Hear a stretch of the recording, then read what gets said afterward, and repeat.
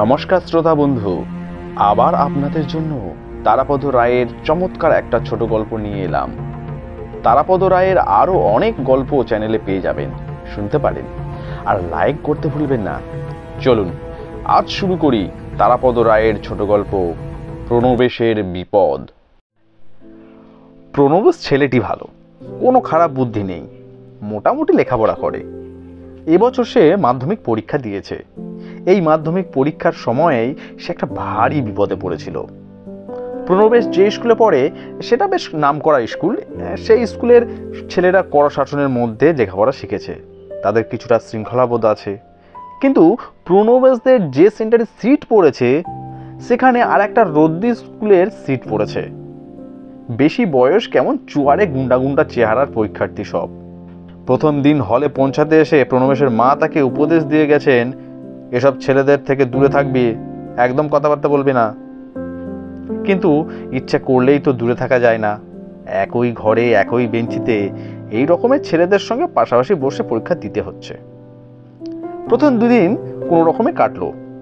অন্য স্কুলের ছেলেরা নিজেদের মধ্যে কথাবার্তা বলে, খাতা চালাচালি করে, এমনকি পকেট থেকে ছোট ছোট কাগজ বের করে তারা টোকাটুকি চালালো। দুদিনই এক বুড়ো ভদ্রলোক গার্ড ছিলেন, তাকে তারা পাত্তাই দিল না, বরং ধমকে বলল, যান দাদু, বাইরে যান। এরই মধ্যে প্রণবেশটা কোনো রকমে মাথা নিচু করে কোনো কিছুতে কান না দিয়ে নিজেদের সাধ্যমতো পরীক্ষা দিয়ে চলে গেল। বিপদ ঘটল তৃতীয় দিন পরীক্ষার ফার্স্ট হাফে। আজ সেই বুড়ো ভদ্রলোক গার্ড দিতে আসেননি, তার বদলে এসেছেন মালকোচা দিয়ে ধুতি পরা, কদম ছাট চুল, মারকুটে চেহারার এক মাঝবয়সী ভদ্রলোক।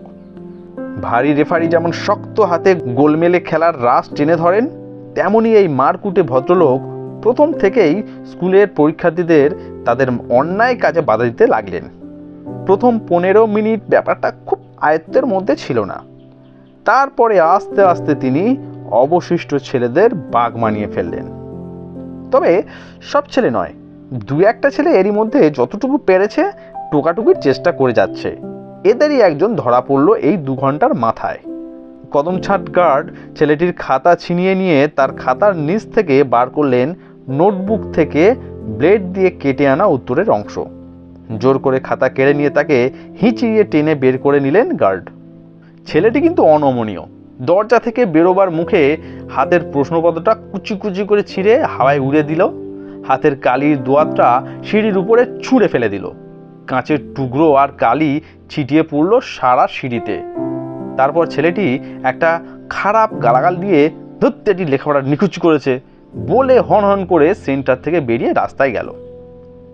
পরীক্ষার খাতা লিখতে লিখতে প্রণবেশ জানালা দিয়ে তাকিয়ে দেখল ছেলেটা গেট দিয়ে বেরিয়ে যাবার মুখে গেটের পাশের একটা পাতাবাহারের ঝোপে নিজের পকেট থেকে কলমটা পর্যন্ত তুলে নিয়ে ছুঁড়ে ফেলে দিল।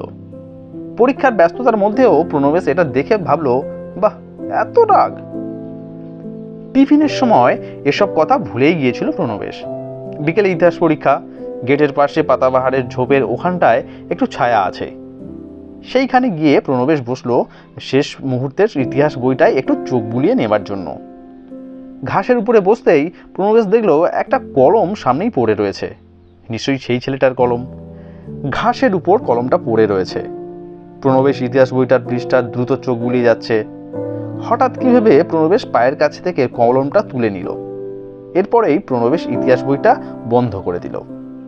তার মনে হলো আর পড়ে লাভ নেই, যা হয়েছে হয়েছে। আস্তে আস্তে উঠে একটু স্কুলের মাঠের মধ্যে ঘুরে ফিরে প্রণবেশ সিটে গিয়ে বসলো। পরীক্ষা আরম্ভ হওয়ার 15 মিনিট আগের ঘন্টা পড়তে আগের দিনের সেই বুড়ো ভদ্রলোক খাতা হাতে এলেন। তাহলে ওবেলার সেই কদমছাট মারকুটে গার্ড আসছেন না। 5 মিনিট আগের ঘন্টা বাজলো। আরেকটু পরেই প্রশ্নপত্র বিলি হবে। অন্যদিন এই সময় আর সকলের মতো প্রণবেশ উঠে গিয়ে সামনের টেবিলটার উপরে বইটই রেখে আসে। আজ কিন্তু তার কেমন মনে হলো, থাকুক না বইটা কাছে, যদি হঠাৎ দরকার পড়ে পাতা খুলে দেখলেই হবে। বুড়ো গার্ড একটু একপাশে যেতেই প্রণবেশ ডেস্ক থেকে বইটা নামিয়ে বেঞ্চের উপরে নিজের কোলের কাছে রাখলো। প্রশ্নপত্র পেয়ে প্রণবেশ প্রথম দুটো প্রশ্ন চোখ বুলোতেই তার মনের মধ্যে অদম্য একটা ইচ্ছা এলো বইটা খুলে লিখতে। কিন্তু ব্যাপারটা সন্তর্পণে করতে হবে। পুরো গার্ড হয়তো ধরতে পারবে না, কিন্তু নিজের স্কুলের বন্ধুরা রয়েছে, তারা কি ভাববে, কি ধারণা করবে। প্রণবেশের মনের মধ্যে সুমতির আর কুমতির যুদ্ধ চলতে লাগলো। তারপর কুমতি জিতল। প্রণবেশ সিদ্ধান্ত নিল যে যা ভাবে ভাবুক, সে বই দেখেই লিখবে। লেখার জন্য পকেট থেকে কলম বার করতে গিয়ে সেই ছেলেটার কলমটা তার হাতে উঠে এলো। এই ছেলেটার স্কুলের বন্ধুরা এখানে আছে, তাদের কারোর কাছে কলমটা দিয়ে দেবে, এই ভেবে প্রণবেশ কলমটা ডেস্কের একপাশে রাখলো। এবং কি আশ্চর্য, সঙ্গে সঙ্গে অর্থাৎ ওই ছেলেটার কলমটা দূরে রেখে দেওয়া মাত্র প্রণবেশের মনোভাব সম্পূর্ণ বদলে গেল। সে ভাবল, ছি ছি, এ আমি কি করতে যাচ্ছিলাম, বই দেখে লিখতে যাচ্ছিলাম, যদি ধরা পড়ে যেতাম কি হতো। প্রণবেশ ঠিক করলো ভুলে গেছে। এই বলে বুড়ো গার্ডকে ডেকে বইটা হাতে তুলে দেয়। এখনো তো উত্তর লেখা আরম্ভ করেনি, সুতরাং দোষ কিছু হয়নি। এই সময় একটা ঘটনা ঘটলো। সেই কুড়িয়ে পাওয়া কলমটা কোনো কারণে ডেস্কের উপর থেকে গড়িয়ে প্রণবেশের পায়ের কাছে গিয়ে পড়ল। প্রণবেশ মাথা নিচু করে কলমটা হাত দিয়ে ধরল এবং সঙ্গে সঙ্গে প্রণবেশের মনের মধ্যে বিদ্যুৎ খেলে গেল। কেন ফেরত দেবো, দেখে লিখব, যা হয় হবে। ডেস্কের নিচ থেকে তখনও মাথা তুলে আনেনি সে। এই সামান্য সময়েই তার মনটা এই রকম বদলে গেল। এই পরিবর্তনের জন্যই হোক বা অন্য কোনো কারণেই হোক, একটু অন্যমনস্কভাবে মাথা তুলতে গিয়ে প্রণবেশের মাথাটা ডেস্কের নিচে ঠুকে গেল। সঙ্গে সঙ্গে হাত থেকে ছিটকে পড়ে গেল কলমটা। কি ভেবে প্রণবেশ আর কলমটা মেঝে থেকে কুড়োলো না। সেই মুহূর্তে আবার তার মনের মধ্যে সুমতির জয় হয়। 2-4 নম্বর কম হয় হোক, সে কিছুতেই বই টুকে লিখবে না। প্রণবেশ বেঞ্চের উপর থেকে ইতিহাস বইটা তুলে নিয়ে উঠে দাঁড়ালো। তারপর গার্ড ভদ্রলোককে ডেকে বললেন, স্যার, আমার এই বইটা। গার্ড ভদ্রলোক কিছুই ভাবলেন না, বইটা হাতে নিয়ে সামনের টেবিলে রেখে দিলেন। খাতা খুলে প্রশ্নের উত্তর লিখবার আগে একবার আর চোখে সেই বিষধর কলমটা দেখে নিল প্রণবেশ। কি সাংঘাতিক কলম! যতবার ছুঁয়েছে সে মন বিষে উঠেছে। আর যাতে ছুঁতে না হয় এই ভেবে প্রণবেশ খানিকটা সরে বসলো। তারপর লেখা আরম্ভ করতে করতে ভাবলো, কি বিপদ হয়েছিল, রাস্তা পেয়ে গেলাম।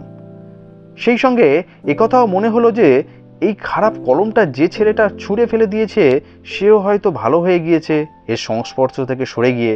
ঠিক সেই মুহূর্তে দরজার কাছে দেখা গেল দ্রুত ছুটে আসছে সেই ছেলেটি। স্যার, আমার একটু দেরি হয়ে গেল। বুড়ো ভদ্রলোক তাকে তাড়াতাড়ি খাতা প্রশ্ন এগিয়ে দিল। সে গিয়ে নিজের সিটে বসল। তার পায়ের কাছেই পড়েছিল তার পুরনো কলমটা। সে সেদিকে না তাকিয়ে পকেট থেকে অন্য একটা কলম বার করে লিখতে বসল। তার মুখ এখন অনেক নরম দেখাচ্ছে।